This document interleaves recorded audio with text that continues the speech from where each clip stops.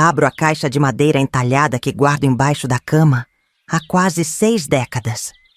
Ali dentro, entre cartas amareladas e um terço de madeira, está aquela chave enferrujada do porão. A única coisa que trouxe comigo quando saí correndo daquela propriedade isolada em Palmeira, no interior do Paraná. Hoje, com meus 83 anos, ainda sinto o gosto do medo quando toco nesse pedaço de metal. Você já se perguntou como seria carregar um segredo por toda a vida?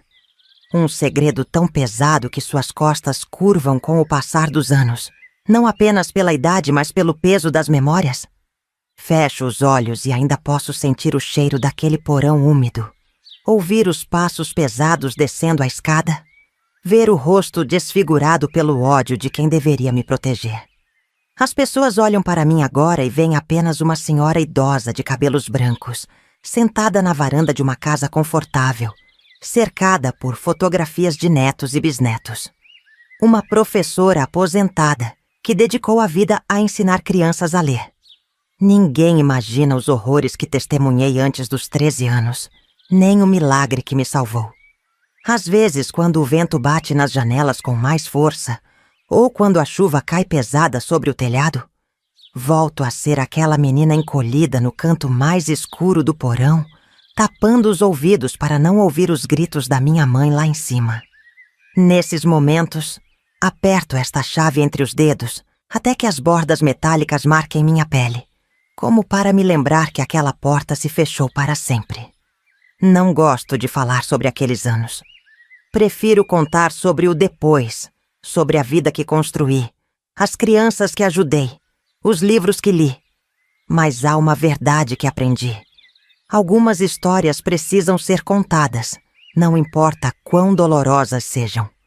Não para provocar pena, mas para mostrar que é possível sobreviver mesmo ao inferno mais profundo.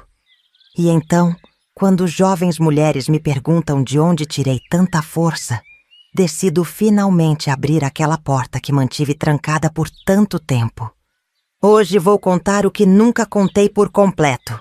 Sobre o monstro que chamei de pai, sobre o porão que foi nossa prisão e sobre o homem misterioso que mudou nosso destino. Mais importante, sobre o que descobrimos quando chegamos à sua mansão.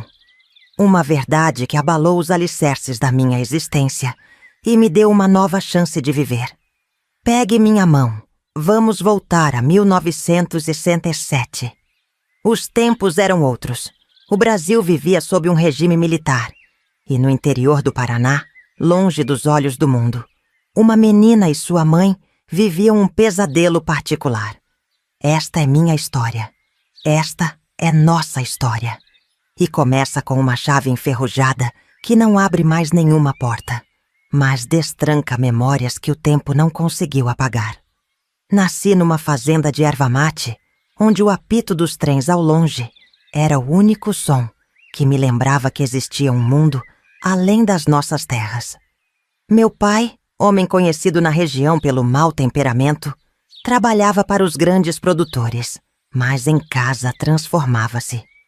Os moradores locais o chamavam de Seu Guerino. Faziam o sinal da cruz quando ele passava de charrete pela estrada de terra, mas ninguém interferia. Naqueles tempos, em 1967, o que acontecia dentro das casas era assunto de família. Minha mãe, Donizete, tinha olhos castanhos grandes que pareciam guardar uma tristeza antiga. Suas mãos, sempre ásperas do trabalho na roça e do sabão de soda, tremiam ligeiramente quando ouvia o som da charrete se aproximando. Era uma mulher bonita, apesar da vida dura, com cabelos negros que prendia num coque baixo. Não sorria muito, mas quando o fazia, geralmente olhando para mim quando estávamos sozinhas, era como se o sol finalmente entrasse pelas frestas daquela casa sombria. Nossa casa era simples. 2 quartos, uma sala que também servia de cozinha, e aquele porão. Tínhamos uma vaca leiteira, algumas galinhas, uma horta pequena nos fundos. Aos olhos de quem passava, éramos apenas mais uma família de trabalhadores rurais, tentando sobreviver no interior do Paraná. Mas por trás das paredes de madeira, vivíamos uma realidade bem diferente. Eu estudava na escola rural, a 3 quilômetros de casa. Caminhava todos os dias pela estrada de terra, mesmo quando chovia e minhas alpargatas afundavam na lama vermelha. A escola era meu refúgio, o único lugar onde me sentia segura. A professora, Dona Jurema, me emprestava livros às vezes, que eu lia escondida à luz de velas depois que todos dormiam. Meu pai dizia que estudo era coisa de gente à toa e que eu deveria aprender apenas o suficiente para não ser passada para trás na venda. Lembro de uma manhã em que cheguei à escola tentando esconder os braços sob as mangas longas. Dona Jurema percebeu meu desconforto e, com um olhar preocupado, segurou minhas mãos por um instante. Deus não dorme, Maria Helena. Ela sussurrou. Até hoje me pergunto se ela sabia e, como todos os outros, escolheu não interferir. Nossa casa tinha um porão úmido, escavado na terra, onde ele guardava ferramentas e onde nos prendia quando estava com a febre, como mamãe chamava os episódios de fúria. Posso sentir até hoje o cheiro de terra molhada, o som dos ratos que corriam entre caixotes velhos, enquanto mamãe, ajoelhada num canto, rezava baixinho promessas para Santa Rita. Eu tinha 13 anos quando tudo mudou. As piores lembranças são dos domingos. Depois da missa, enquanto outras famílias se reuniam para o almoço ou visitavam parentes, meu pai parava no armazém da vila para beber com os amigos. Voltava cambaleando, com cheiro de cachaça e olhos injetados. Aqueles eram os dias em que mais temíamos, os dias em que o porão nos esperava. Naquele inverno particularmente rigoroso, um homem diferente chegou à região. Seu Constantino, como todos o chamavam, comprou a fazenda vizinha. Comentavam que ele tinha feito fortuna no exterior. Outros que tinha conexões com o governo em Brasília. Nunca soube a verdade completa. Lembro de vê-lo pela primeira vez na missa de domingo. Terno bem cortado, sapatos polidos e um relógio dourado que brilhava quando a luz entrava pelos vitrais da capela. Ele destoava de tudo e todos naquele lugar. Era alto, de porte elegante, cabelos grisalhos nas têmporas e um bigode bem aparado. Falava pouco, mas quando o fazia, todos paravam para ouvir. Chegou com 3 empregados. Um casal que cuidava da casa, Lourdinha e Sebastião. E Juvenal, um homem corpulento que era seu motorista e fazia tudo. Dizia-se que seu Constantino tinha comprado a fazenda dos Monteiro como uma espécie de retiro, um lugar para descansar da agitação das grandes cidades. O mistério começou quando seu Constantino apareceu em nossa propriedade num domingo à tarde. Eu estava socando paçoca no pilão quando ouvi o ronco daquele automóvel preto, um Galaxy reluzente, levantando poeira na estradinha de terra. Meu pai não estava. Tinha ido ao armazém da vila buscar cachaça. Seu Constantino conversou com minha mãe por longos minutos no terreiro. Eu observava pela fresta da janela da cozinha, sem entender, vendo mamãe enxugar lágrimas com a barra do avental. Quando ele foi embora, corri para o terreiro. "O que ele queria, mãe?" perguntei. Ela apenas apertou meus ombros e disse: "Nada importante, filha." Mas vi que guardava algo no bolso do vestido, como se fosse um tesouro. Seus olhos tinham um brilho que eu não via há anos. Esperança. Naquela semana, meu pai estava mais violento que o normal. Uma geada forte havia queimado parte da plantação, e o capataz ameaçara demiti-lo por ter chegado bêbado ao trabalho. Passamos 2 noites seguidas trancadas no porão, sem comida, apenas com um pouco de água num pote de barro. Na segunda noite, mamãe começou a tossir sangue. Foi quando realmente senti medo dela não sobreviver. 2 semanas depois, após uma noite particularmente terrível no porão, acordei com vozes alteradas. Pela fresta das tábuas do assoalho, vi meu pai discutindo com seu Constantino e outro homem que nunca tinha visto antes, de uniforme. As palavras eram abafadas, mas lembro claramente quando meu pai gritou: "Ninguém vai tirar o que é meu!" Ouvi sons de luta, móveis sendo arrastados. Um tiro disparou. Depois, silêncio. Mamãe, febril ao meu lado, não parecia ter forças nem para se assustar.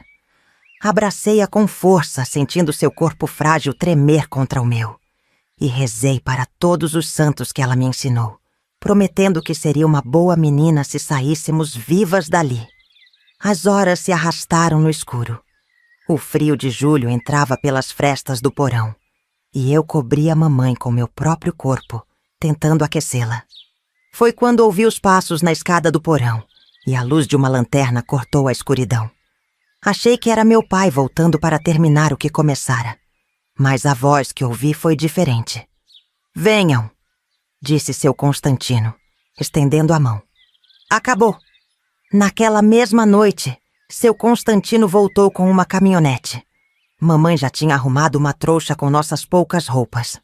Saímos em silêncio, enquanto meu pai roncava bêbado na sala. A chave do porão, eu a peguei da parede antes de sair. Não sei bem porquê. Talvez para garantir que ninguém mais seria trancado ali. Juvenal carregou minha mãe até a caminhonete. Ela mal conseguia andar, fraca pelos dias sem comida adequada e pela febre que a consumia. O braço direito pendia num ângulo estranho. Depois soube que estava quebrado em 2 lugares. Enquanto caminhávamos para fora daquela casa, olhei para trás uma última vez. Nossa vida estava resumida naquela trouxa pequena e nos corpos marcados que carregávamos. A noite estava estrelada, apesar do frio cortante.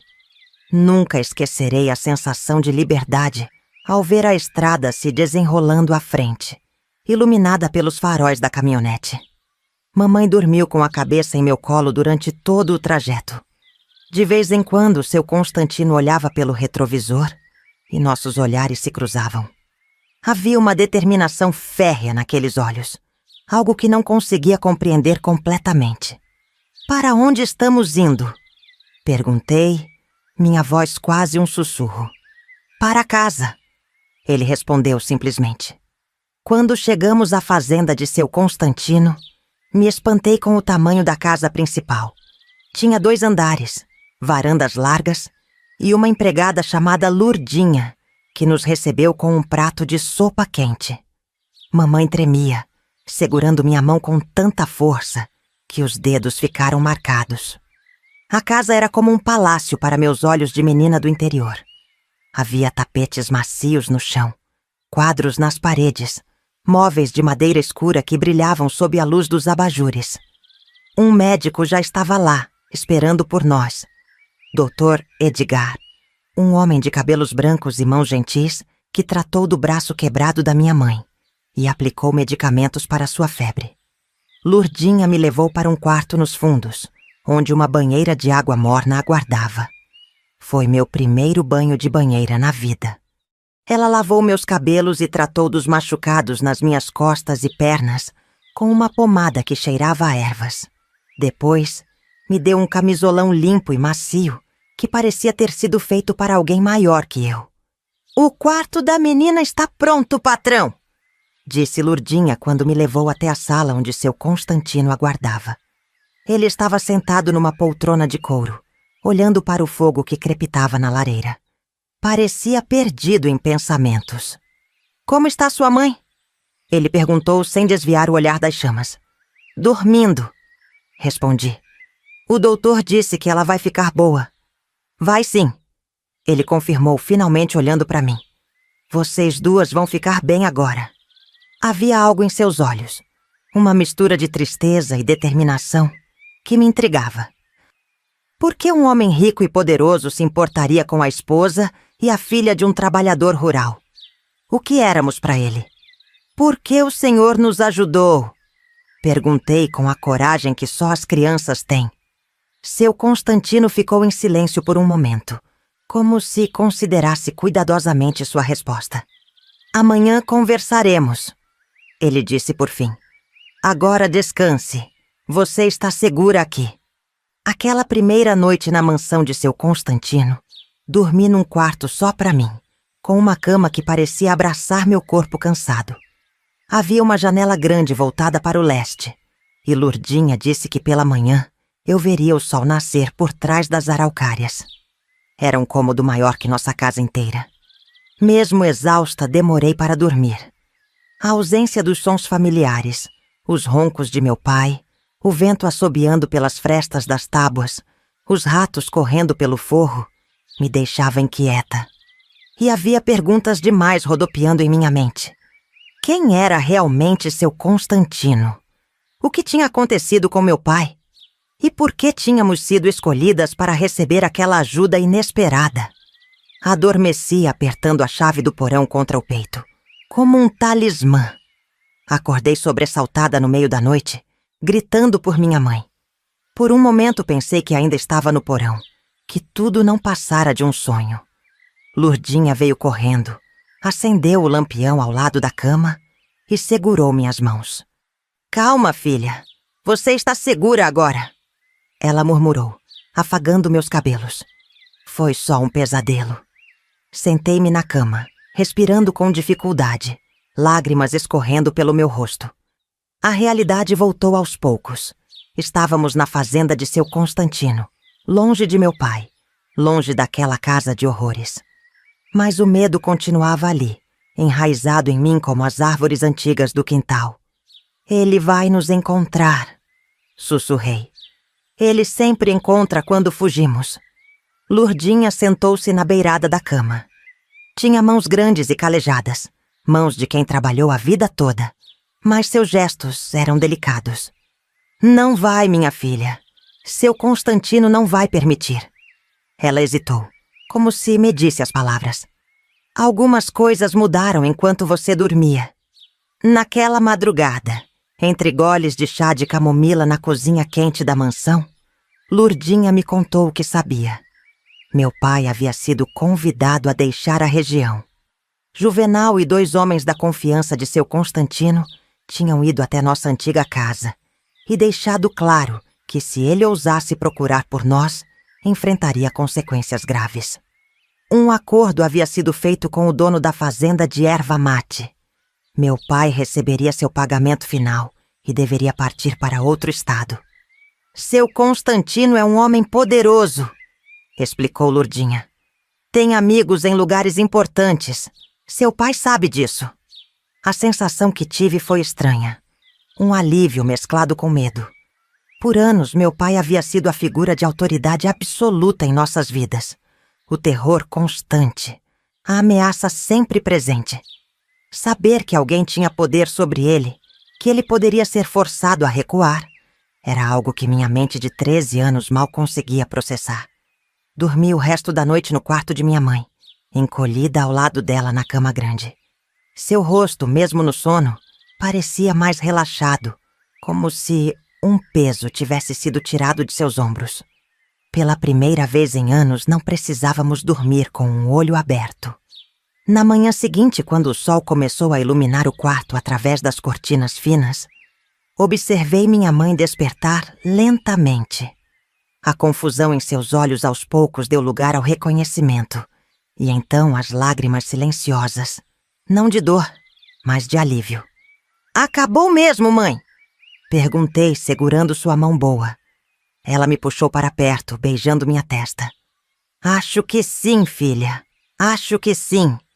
Após o café da manhã, servido na cama para minha mãe, e para mim, numa mesa da cozinha onde comi mais do que jamais havia comido numa única refeição, seu Constantino nos chamou para uma conversa em seu escritório. Era um cômodo impressionante, com paredes forradas de livros do chão ao teto. Uma escrivaninha de madeira escura dominava o centro do aposento, coberta de papéis, livros abertos e um telefone preto. Havia um globo terrestre num pedestal ao lado da janela e mapas emoldurados nas paredes entre as estantes. O cheiro era uma mistura de couro, papel velho e o fumo do cachimbo que descansava num cinzeiro de cristal. Foi então que descobri a verdade. Seu Constantino não era apenas um fazendeiro rico. Quando entrei naquele escritório forrado de livros até o teto, vi as fotografias. Ele jovem, de uniforme, ao lado do meu avô que nunca conheci. A história que se desenrolou era mais antiga e complexa do que eu poderia imaginar aos 13 anos. Prometi ao seu avô antes dele morrer que cuidaria da família se algo acontecesse. Ele disse para minha mãe, que chorava silenciosamente na poltrona de couro: "Demorei demais para encontrar vocês." Minha mãe, sentada com o braço engessado apoiado numa almofada, olhava fixamente para uma das fotografias na parede. Era uma imagem em preto e branco de 2 homens jovens em uniformes militares, sorridentes, com os braços nos ombros um do outro. Um deles era seu Constantino. O outro, um homem que eu nunca havia visto, mas cujos olhos, percebi com um sobressalto, eram idênticos aos da minha mãe. Nos dias seguintes, descobrimos que meu pai não era meu pai biológico. Minha mãe, filha de um antigo parceiro de negócios de seu Constantino, havia se casado muito jovem após a morte repentina dos pais. Quando seu Constantino retornou de seus anos no exterior e descobriu o que tinha acontecido com a filha de seu amigo, moveu céus e terra para nos encontrar. A história que seu Constantino nos contou naquela manhã mudou completamente minha compreensão sobre quem eu era. Meu avô, Augusto Mendes, havia lutado ao lado de Constantino na Revolução Constitucionalista de 1932. Eram jovens idealistas, quase irmãos de tanto que se apoiavam. Quando a Revolução fracassou, separaram-se. Meu avô voltou para sua pequena fazenda no Paraná, enquanto Constantino, marcado como subversivo, exilou-se primeiro na Argentina, depois nos Estados Unidos. Meu avô casou-se, teve uma filha, minha mãe, e construiu uma vida modesta, mas decente. Constantino eventualmente prosperou no exterior, fazendo fortuna com exportação de café. Mantiveram contato por cartas durante anos. Quando seu avô adoeceu, em 1954, me escreveu pedindo que olhasse por sua filha caso algo acontecesse com ele. Explicou seu Constantino, mostrando uma carta amarelada pelo tempo. Prometi que o faria, mas os tempos eram difíceis. O Brasil estava instável politicamente, e eu, com meu passado, não podia simplesmente voltar. Minha mãe, então com 17 anos, ficou sozinha quando meu avô e minha avó faleceram no intervalo de poucos meses. Desesperada e sem recursos, aceitou se casar com Guerino Assunção, um trabalhador da fazenda vizinha que parecia, à primeira vista, um homem decente e trabalhador. Quando finalmente pude retornar ao Brasil, em 1966, levei quase 1 ano para rastrear o paradeiro de vocês. Continuou seu Constantino. E quando descobri... Sua voz falhou.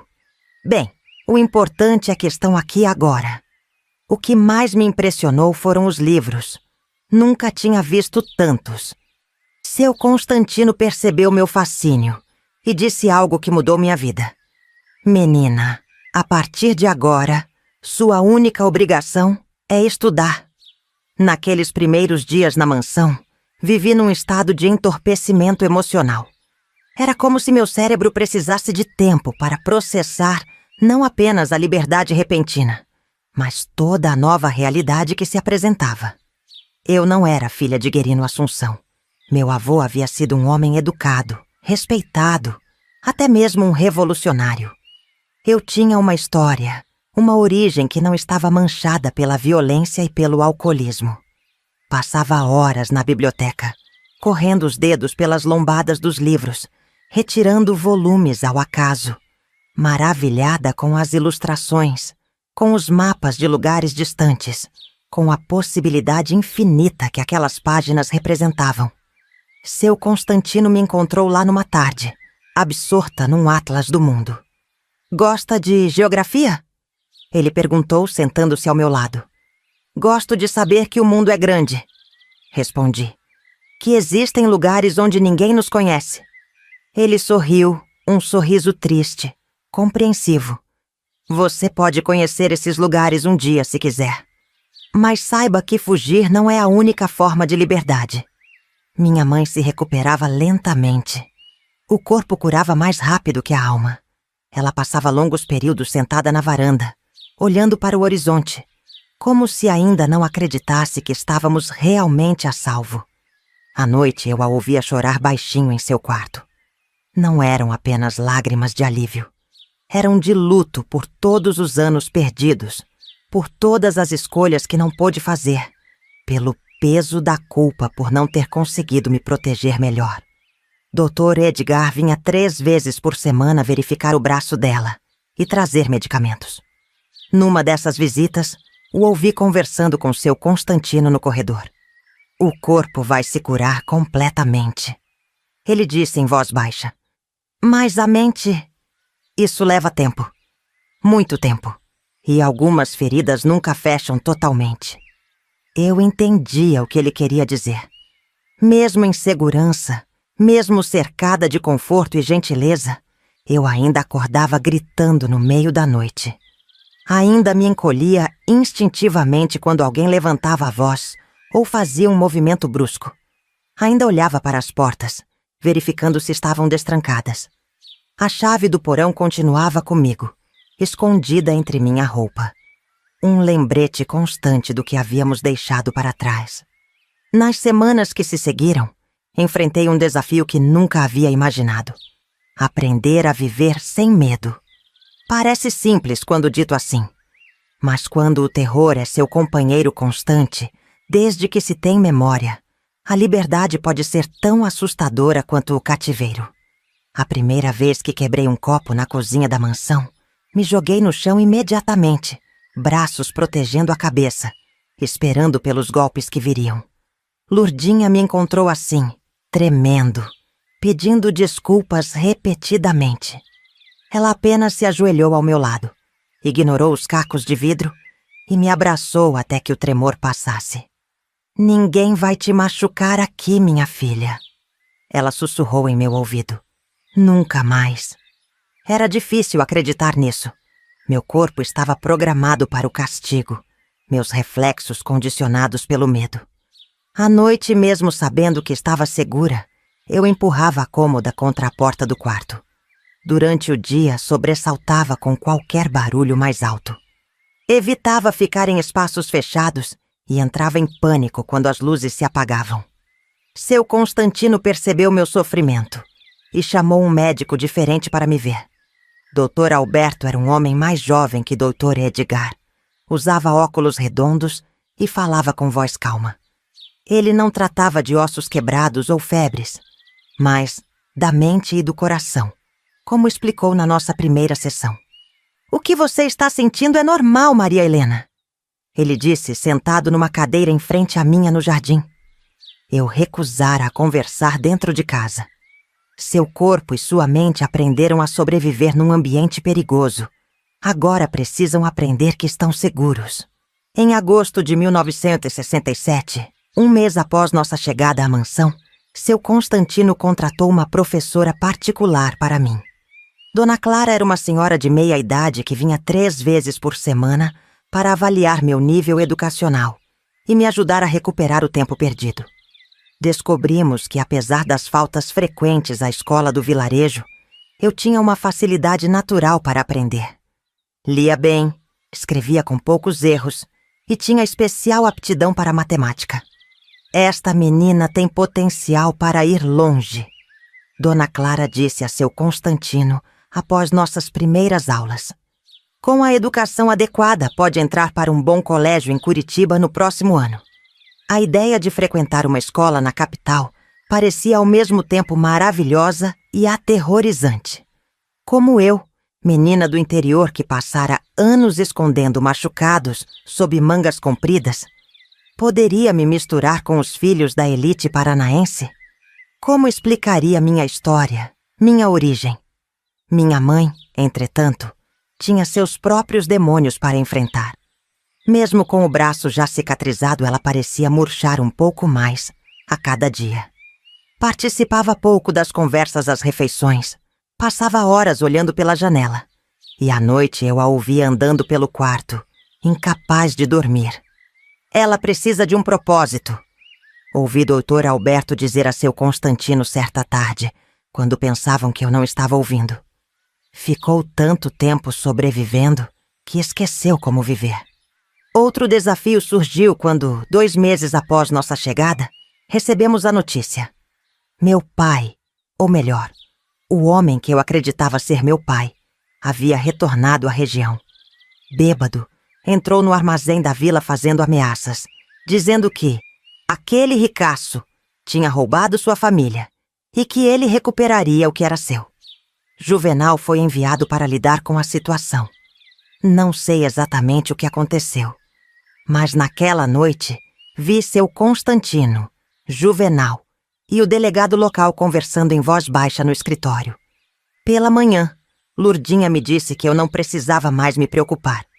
Guerino havia sido aconselhado a deixar o estado. Para garantir que seguiria o conselho, havia recebido uma quantia em dinheiro e uma passagem só de ida para o Mato Grosso. Senti um alívio imenso, mas também uma estranha pontada de culpa. Apesar de tudo o que ele nos fez, havia momentos, raros, é verdade, em que ele era apenas um homem cansado, que me ensinava a identificar pássaros ou me deixava provar um gole de seu café. Setembro trouxe as primeiras chuvas de primavera e, com elas, uma nova fase em nossa adaptação. Seu Constantino anunciou que eu começaria a frequentar a escola local para terminar o ano letivo antes de, possivelmente, irmos para Curitiba no ano seguinte. A perspectiva de voltar a uma sala de aula, agora como a menina que seu Constantino resgatou, me enchia de ansiedade. No primeiro dia, vesti o uniforme que Lurdinha havia costurado para mim.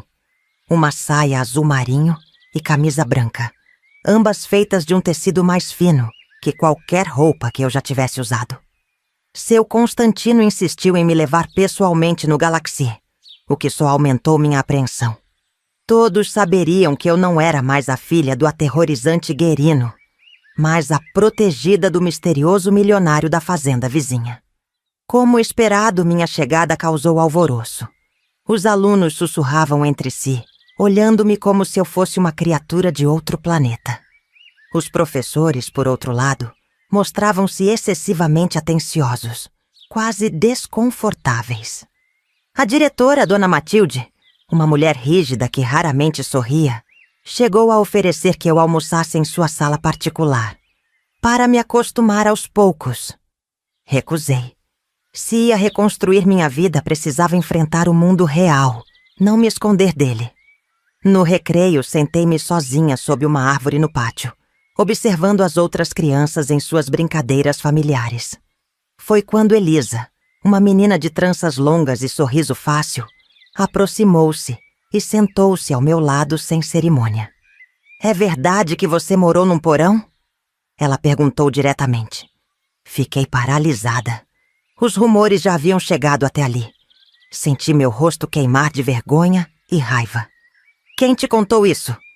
Consegui perguntar. "Meu pai. Ele é o farmacêutico. Disse que seu Constantino salvou você e sua mãe de um homem muito ruim. Ela me ofereceu um pedaço de seu bolo de fubá. Deve ter sido muito assustador." Aceitei o bolo, sem saber como responder. Era a primeira vez que alguém falava abertamente sobre o que acontecera, sem eufemismos ou olhares de soslaio. Havia algo libertador nessa honestidade infantil. "Foi", respondi finalmente. Mas agora acabou. Aquele momento com Elisa foi um pequeno avanço. Mas a verdadeira prova veio nas semanas seguintes, quando as perguntas se multiplicaram e os boatos começaram a distorcer a realidade. Algumas versões diziam que eu e minha mãe éramos parentes distantes de seu Constantino, que vieram reclamar herança. Outras, mais cruéis, insinuavam que minha mãe havia se tornado companhia do milionário solitário. Numa terça-feira chuvosa, Antônio, filho do dono do armazém, fez a provocação que quebrou minha resistência. Meu pai disse que seu pai verdadeiro fugiu porque a polícia estava atrás dele. Ele disse alto o suficiente para todos ouvirem. E que agora sua mãe dorme no quarto do velho rico. Não lembro exatamente o que aconteceu depois. Só sei que quando voltei a mim, Antônio estava no chão com o nariz sangrando e eu era arrastada para a sala da diretora, soluçando de raiva e vergonha. Seu Constantino foi chamado à escola. Entrou na sala da diretora com seu terno impecável e expressão séria.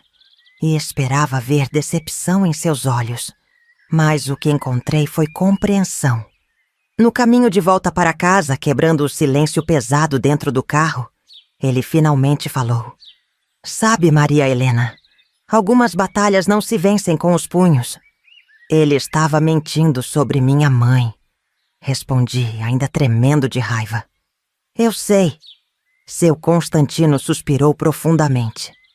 "As pessoas mentem quando não compreendem. E o que aconteceu com vocês é difícil de compreender para quem nunca conheceu o desespero." Naquela noite, enfrentei meu primeiro grande fracasso na nova vida. Fui suspensa da escola por 3 dias. Mais do que isso, percebi que escapar das paredes do porão não significava estar livre de suas sombras. Outubro veio com um calor inesperado e uma nova preocupação. Minha mãe não melhorava. Dr. Edgar diagnosticou uma melancolia profunda, condição que mais tarde eu conheceria como depressão. Ela mal comia, dormia irregularmente e passava os dias sentada na varanda como se esperasse por alguém que nunca chegaria. Numa manhã particularmente difícil, quando nem mesmo consegui convencê-la a tomar o café da manhã, procurei seu Constantino em seu escritório. Bati timidamente na porta de madeira maciça. "Entre!" Sua voz grave respondeu. Ele estava debruçado sobre papéis, os óculos de leitura na ponta do nariz. Levantou os olhos e, vendo minha expressão, colocou a caneta de lado. "É mamãe", disse, sentindo as lágrimas que havia contido escaparem. "Acho que ela está desistindo." Seu Constantino retirou os óculos, esfregou os olhos cansados e me fez sentar na cadeira à sua frente. "Maria Helena, sua mãe passou por algo que poucas pessoas conseguem compreender." Ele começou. "Quando vivemos tanto tempo no escuro, a luz pode cegar. Mas estamos seguras agora", argumentei. "Temos tudo o que precisamos. Exceto um propósito", ele respondeu. "Sem isso, o conforto material significa pouco." Aquela conversa plantou uma semente em minha mente. Na semana seguinte, enquanto estudava para as provas bimestrais, tive uma ideia. Lurdinha havia mencionado que várias crianças da fazenda vizinha não sabiam ler. Seus pais, trabalhadores rurais, não tinham condições de mantê-los regularmente na escola. Conversei com seu Constantino sobre a possibilidade de minha mãe dar aulas para essas crianças. Ela havia completado o curso normal antes de se casar, algo raro para mulheres de sua origem naquela época, e sempre comentava como gostaria de ter sido professora.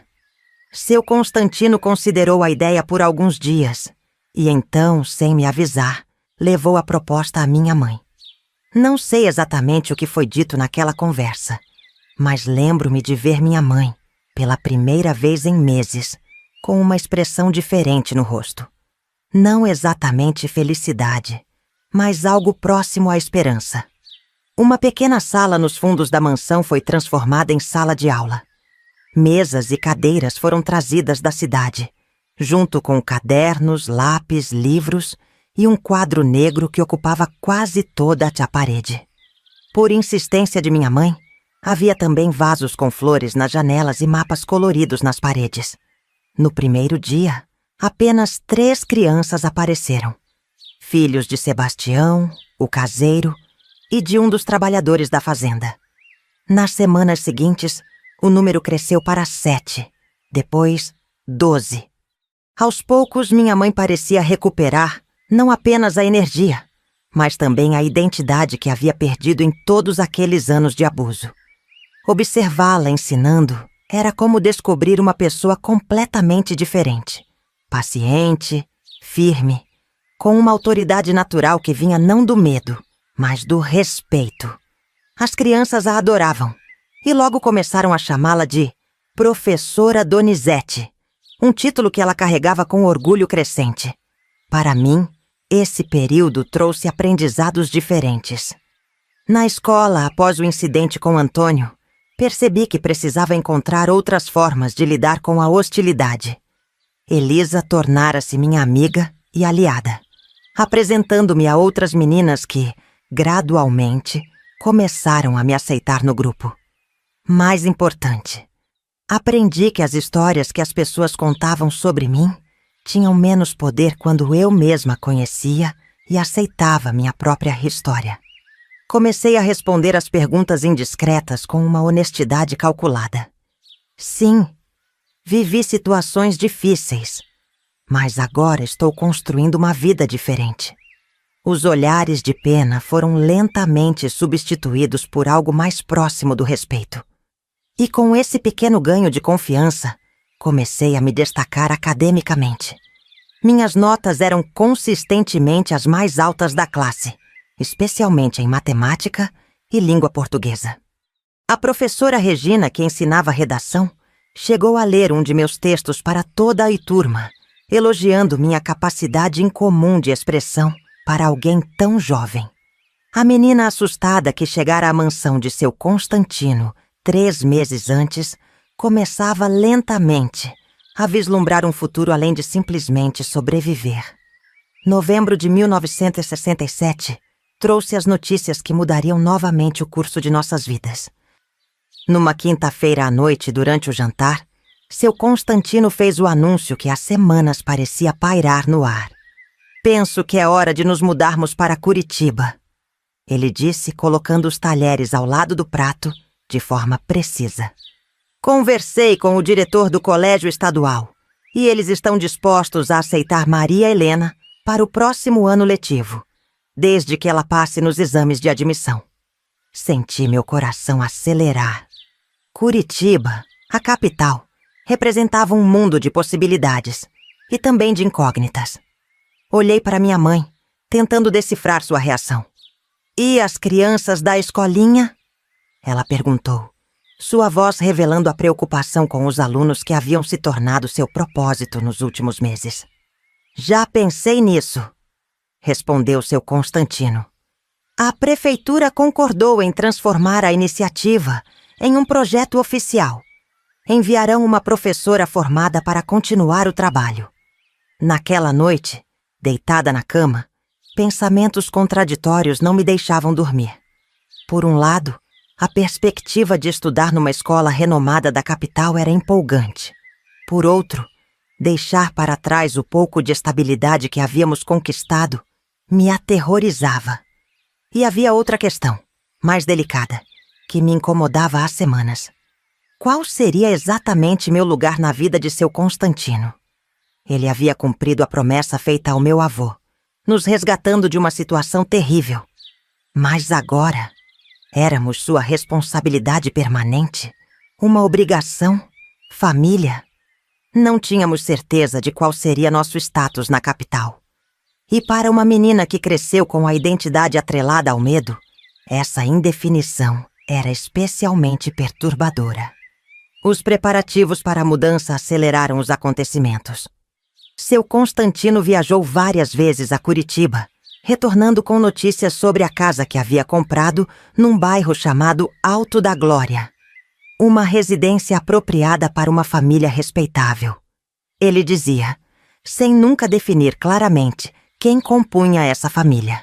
A primeira semana de dezembro trouxe um evento inesperado. Estava estudando na biblioteca quando Juvenal entrou apressado, procurando por seu Constantino. Suas vozes alteradas no escritório me fizeram aproximar da porta entreaberta. "Tem certeza disso, Juvenal?" A voz de seu Constantino soava tensa. "Absoluta, patrão. Ele foi visto no armazém do seu Jacinto ontem à noite. Estava bêbado, fazendo as mesmas ameaças de sempre." Meu sangue gelou. Só podia ser Guerino. Apesar das garantias, apesar do dinheiro e da passagem para o Mato Grosso, ele havia retornado. E desta vez, suspeitava, não apenas para fazer ameaças. Os dias seguintes foram de tensão silenciosa. Juvenal e 2 homens contratados especialmente para o serviço faziam rondas pela propriedade. Seu Constantino insistiu que eu não fosse mais sozinha à escola. Lurdinha me acompanhava na ida e na volta. Minha mãe, ao saber do retorno de Guerino, teve uma recaída em seu estado emocional, voltando a se trancar no quarto por horas. Uma noite acordei sobressaltada com um barulho de vidro quebrando. Levantei-me em pânico, a chave do porão apertada em minha mão. Eu ainda dormia com ela debaixo do travesseiro. No corredor encontrei Juvenal com uma espingarda, instruindo Lurdinha a verificar as janelas. "O que foi?" perguntei, tremendo. "Nada, menina." Juvenal tentou me tranquilizar. "Só um cachorro que derrubou algo no jardim." Mas seus olhos alertas diziam outra coisa. E na manhã seguinte, os estilhaços de uma garrafa de cachaça no gramado em frente à casa, junto com um recado rabiscado num pedaço de papel, confirmaram meus temores. O que é meu, eu venho buscar. Seu Constantino tomou uma decisão. Partiríamos para Curitiba imediatamente, sem esperar o final do ano letivo. As malas foram feitas às pressas, documentos importantes reunidos e uma data marcada. Segunda-feira, 11 de dezembro. Na véspera da partida, aconteceu o quê? No fundo, todos temíamos. E naquela noite, descobri uma verdade que mudaria para sempre minha compreensão sobre tudo o que havia acontecido em nossas vidas. O domingo que precedeu nossa partida para Curitiba amanheceu com uma chuva fina e persistente, transformando o jardim da mansão em um tapete de lama vermelha. Uma atmosfera de quieta apreensão pairava sobre a casa, enquanto os últimos preparativos eram feitos. Malas enfileiradas no hall de entrada, caixas de livros e objetos pessoais, cuidadosamente etiquetados, retratos embrulhados em papel de seda. Seu Constantino havia saído cedo para resolver pendências na cidade. Juvenal o acompanhara, deixando apenas Sebastião, o caseiro, como proteção adicional. Minha mãe e eu passamos a manhã organizando os materiais da escolinha para a professora, que assumiria as aulas. Havia algo reconfortante nessa atividade mundana. Catalogar lápis, separar cadernos usados dos novos, organizar os livros de histórias por nível de dificuldade. "Vou sentir falta dessas crianças", minha mãe comentou, acariciando a capa desgastada de uma cartilha. "Mas Curitiba será um recomeço para nós duas." Notei uma nova resolução em sua voz.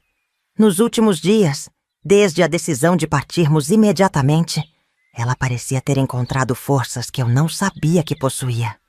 Era como se a ameaça iminente tivesse despertado nela um instinto protetor, adormecido durante os anos de submissão. Por volta das 3 da tarde, o céu escureceu ainda mais, anunciando uma tempestade. Lurdinha trouxe chá e biscoitos para a sala de estar, onde nos reunimos para aguardar o retorno de seu Constantino. A chuva intensificou-se, batendo furiosamente contra as janelas. Os relâmpagos iluminavam o cômodo em flashes branco-azulados, seguidos por trovões que faziam a casa tremer. Foi quando ouvimos o primeiro estampido. "Isso não foi um trovão", disse minha mãe, levantando-se de súbito. Lurdinha correu para a janela, afastando ligeiramente a cortina de renda. "Meu Deus do céu!" ela murmurou. "É ele!" Não precisei perguntar quem. O terror gelado que tomou conta de meu corpo era familiar demais. Pela fresta na cortina, vi a figura cambaleante de Guerino atravessando o jardim encharcado, uma espingarda na mão direita e uma garrafa na esquerda. Seu rosto, mesmo à distância, mostrava a fúria que eu conhecia tão bem. "Para o porão!" gritou Lurdinha, agarrando meu braço. "Não existe porão aqui!" Respondi automaticamente, meu cérebro recusando-se a processar o perigo iminente. "À adega, menina! Vamos!" Lurdinha nos empurrou em direção à cozinha, onde uma porta discreta levava a uma escada em espiral. Ouvi o barulho de vidro quebrando. Ele havia forçado entrada por alguma janela. Os gritos incoerentes, amplificados pelo álcool e pela raiva, ecoavam pela casa. "Cadê minha mulher? Cadê minha filha? Saiam, suas desgraçadas! Descemos rapidamente os degraus de pedra, Lurdinha trancando a porta atrás de nós. A adega era um ambiente fresco e escuro, com paredes de pedra e prateleiras repletas de garrafas de vinho. Num canto mais afastado, havia uma pequena sala com uma mesa de madeira e algumas cadeiras. O local onde seu Constantino ocasionalmente recebia convidados para degustações. Lurdinha nos empurrou para esse aposento mais reservado. "Fiquem aqui", ela instruiu. "Sebastião já foi buscar ajuda." Mal ela terminou de falar, ouvimos o som de tiros no andar superior, seguido por gritos e o barulho de móveis sendo derrubados. Minha mãe me puxou para um canto, abraçando-me com força. Senti seu corpo tremer contra o meu, mas sua voz permaneceu firme quando sussurrou: "Não importa o que aconteça. Lembre-se que você é mais forte do que ele. Sempre foi." Footsteps acima de nós, pesados, erráticos. Ele estava procurando por toda a casa. Então, silêncio. Um silêncio mais aterrorizante que qualquer barulho. Sabia o que significava. Ele havia encontrado a porta da adega. O rangido da porta no topo da escada reverberou pela adega como um presságio. Passos pesados desciam lentamente os degraus de pedra, acompanhados pelo tilintar de garrafas de vidro. Ele esbarrava nas prateleiras, derrubando algumas no caminho. "Sei que estão aí embaixo!" A voz embriagada de Guerino ecoava nas paredes de pedra. "Apareçam, suas ingratas!" Lurdinha posicionou-se na frente da pequena sala onde estávamos escondidas, uma faca de cozinha trêmula em suas mãos. Minha mãe me mantinha atrás de si, protegendo-me com seu corpo. O cheiro de terra úmida e vinho misturava-se com o odor da chuva e suor que emanava de Guerino enquanto ele se aproximava. "Olha só quem eu encontrei!" Ele apareceu na entrada da pequena sala, arrastando Sebastião pelo colarinho. O pobre caseiro estava com o rosto ensanguentado, semiconsciente. Guerino o jogou no chão como um saco de batatas. "Esse aí tentou me impedir.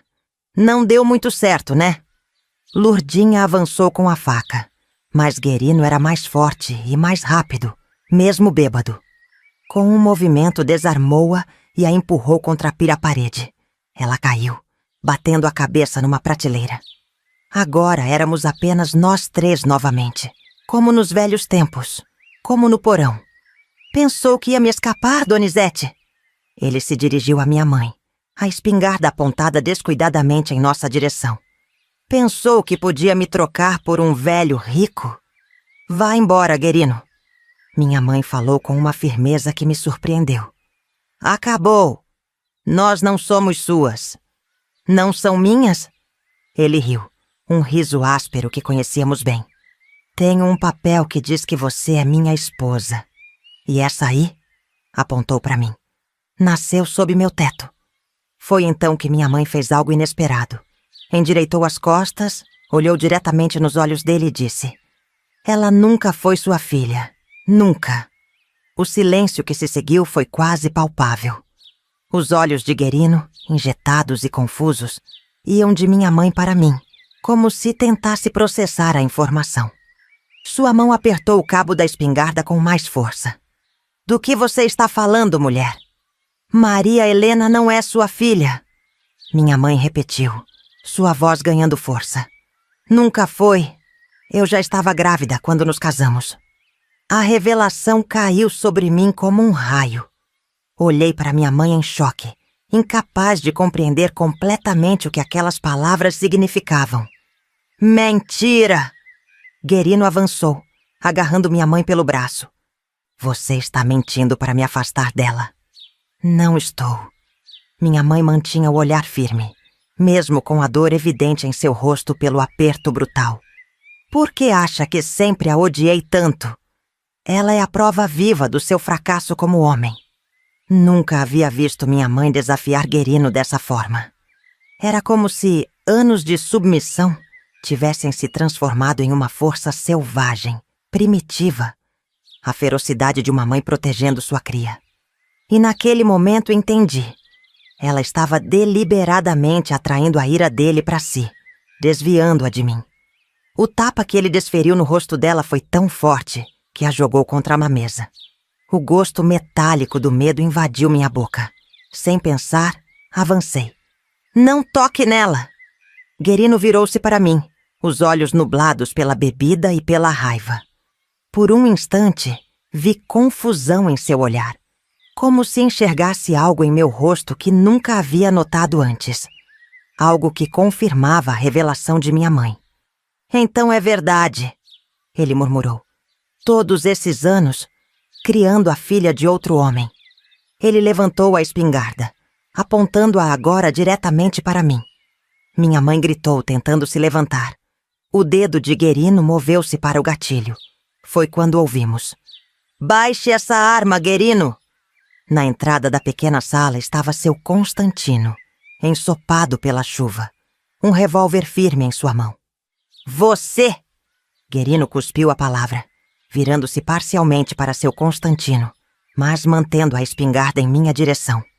O grande homem que veio salvar o dia. Está acabado, Guerino!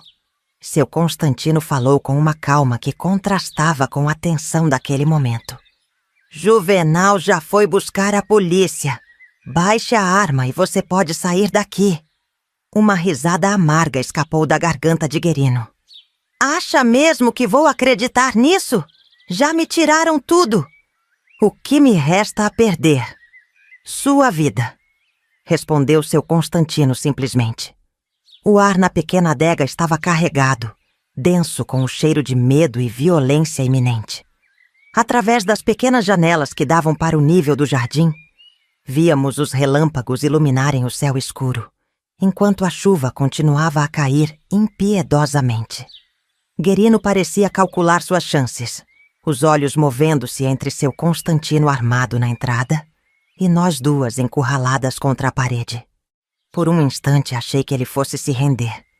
Então, com um movimento rápido, agarrou minha mãe pelo cabelo, usando-a como escudo humano, a espingarda agora pressionada contra sua têmpora. Vamos fazer um acordo, ele disse recuando em direção à outra saída da adega. Vocês me deixam ir com a minha mulher e eu não espalho os rumores que andam correndo na vila. Que rumores? Seu Constantino perguntou sem baixar a arma. Sobre você e Donizete. Guerino sorriu maliciosamente. Sobre como vocês dois já se conheciam antes. Sobre como essa menina aí pode não ser minha filha, mas bem que poderia ser sua. Vi o rosto de seu Constantino empalidecer. Aquela insinuação atingiu-o como um golpe físico. Sua mão tremeu ligeiramente, mas ele manteve o revólver apontado. Isso é mentira, disse com firmeza. Eu nunca tinha visto Donizete antes de encontrá-la em sua casa. Não é o que dizem na vila. Guerino continuou, ainda recuando, arrastando minha mãe consigo. Dizem que você procurou por ela especificamente, que tinha algum interesse particular em encontrá-la. Prometi ao pai dela que cuidaria da família se algo acontecesse. Apenas isso. Então, por que esperar tantos anos? Por que só agora decidiu cumprir essa promessa? Aquela pergunta pairou no ar como fumaça. Era algo que eu mesma havia me questionado silenciosamente, mas nunca tivera coragem de perguntar. Porque eu não sabia. Seu Constantino respondeu finalmente, a voz carregada de uma dor antiga. Não sabia que Augusto tinha morrido. Não sabia que Donizete tinha se casado com você. Quando voltei do exílio e descobri, já era tarde demais. Minha mãe, mesmo sob a mira da espingarda, olhava para seu Constantino com uma expressão que eu nunca havia visto antes, como se um segredo antigo estivesse finalmente sendo revelado. Foi quando Guerino cometeu seu erro fatal. Distraído pela conversa, afrouxou ligeiramente o aperto em minha mãe. Ela, num movimento repentino, cravou o cotovelo em seu estômago e se jogou para o lado. O tiro que se seguiu foi ensurdecedor no espaço confinado da adega. Por um momento terrível, pensei que minha mãe tivesse sido atingida. Mas foi Guerino quem cambaleou para trás, a mancha vermelha se espalhando rapidamente pelo peito de sua camisa.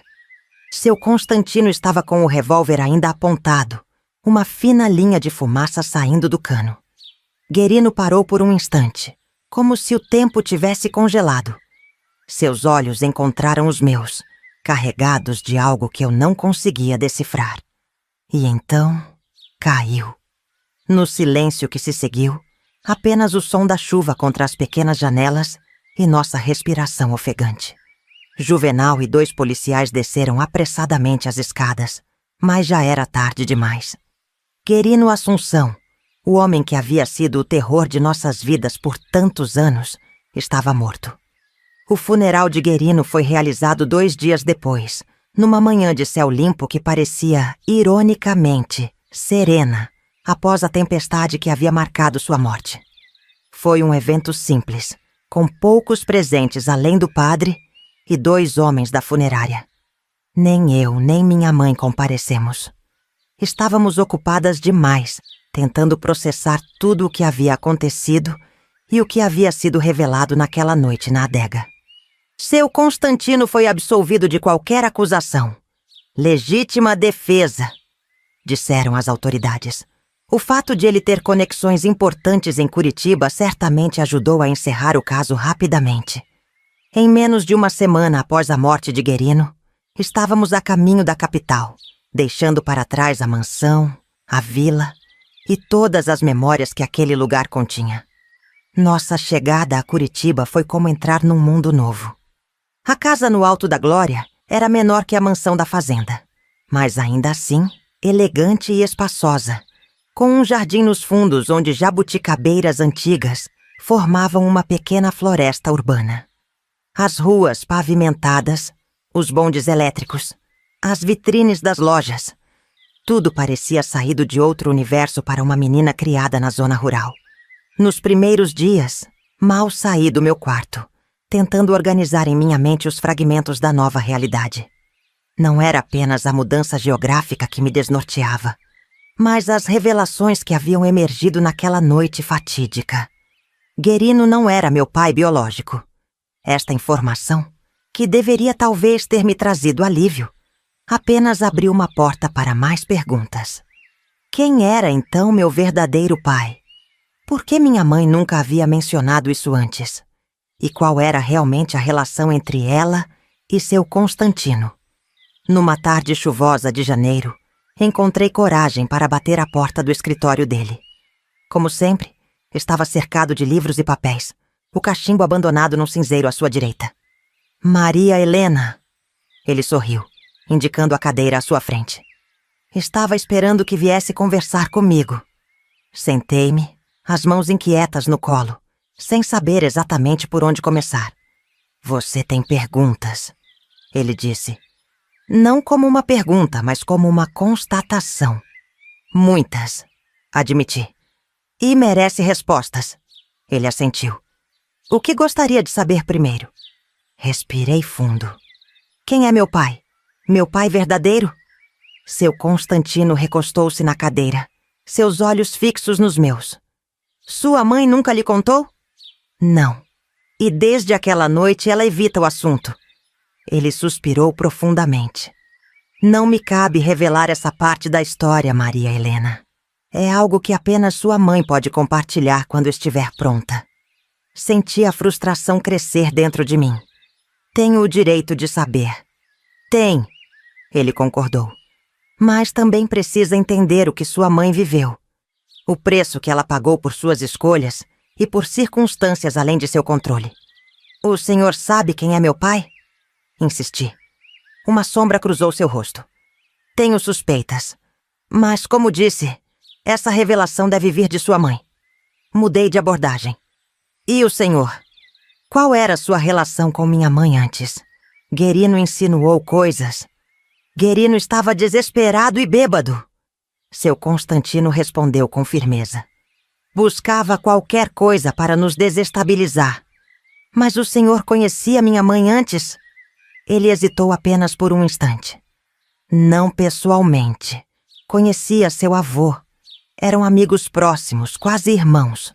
Quando soube que ele havia falecido, e que sua filha já havia se casado? Demorei tempo demais para encontrá-las. É uma culpa que carregarei pelo resto da vida. Havia sinceridade em seus olhos, mas também algo mais.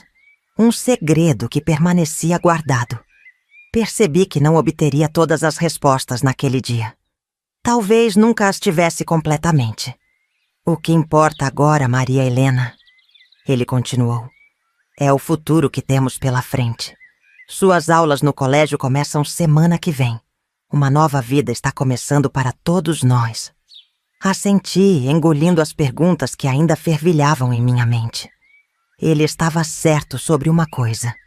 Uma nova vida estava começando. E talvez, com o tempo, as sombras do passado fossem iluminadas pelo presente que estávamos construindo.